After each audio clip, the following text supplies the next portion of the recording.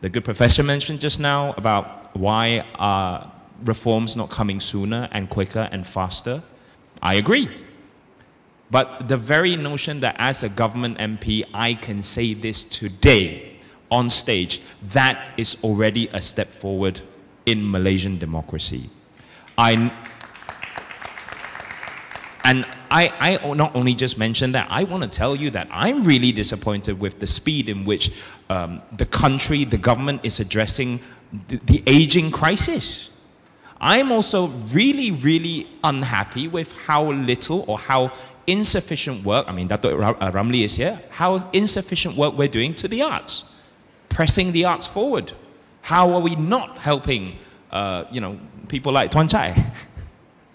But the fact is, I also need to tell, as a government supporting MP, that the government is doing everything that they can. I'm not government, I support the government only. I bukan anggota pentadbiran. You know, since 2006, efforts to de-dollarize, to wean us of this over-excessive reliance on the dollar, and you know, Professor Terence will tell you that we're now at about 26% de-dollarized, and we won't use the word de-dollarized, but for all intents and purposes, that's what we're doing. And that is actually something towards the addressing of the current sliding up and down, but mostly down, price of ringgit versus USD. I'm also very unhappy with the fact that, you know, things are getting more expensive, but CPI is low. How do you square that circle? I'm unhappy with the fact that we as politicians aren't really doing enough to explain that. Inflation doesn't necessarily always mean barang naik ke barang turun. We are failing. But again, I'm a pessimist because of intellect, because I'm not very smart.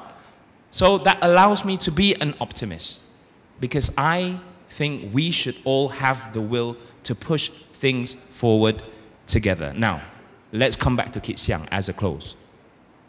Kit Siang has told us and taught us and shown us that his optimism and pessimism put together with his will can bring forth this new polity that is Malaysia 2023.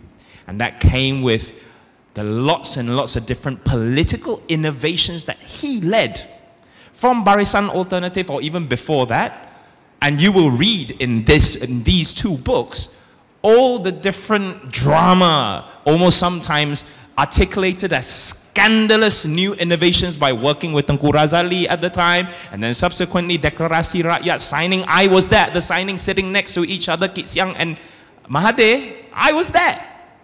These innovations at that moment and juncture were touted to be scandalous, but somehow, somewhat, they brought some kind of innovation to Malaysia's democracy. Of course, with the Mahathir thing, that kind of went all tumbling down for a little while, but we are here today in a real, new, mature democracy because of everything that has happened, and that political innovation that Kit Siang has brought needs to continue to inspire us to be politically innovative.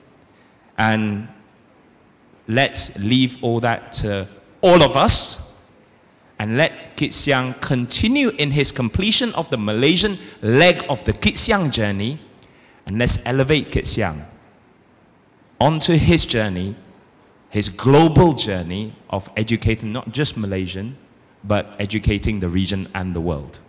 Because the crises are thick and fast coming ahead of us, and the thoughts of Kit Siang and his thought leadership should continue.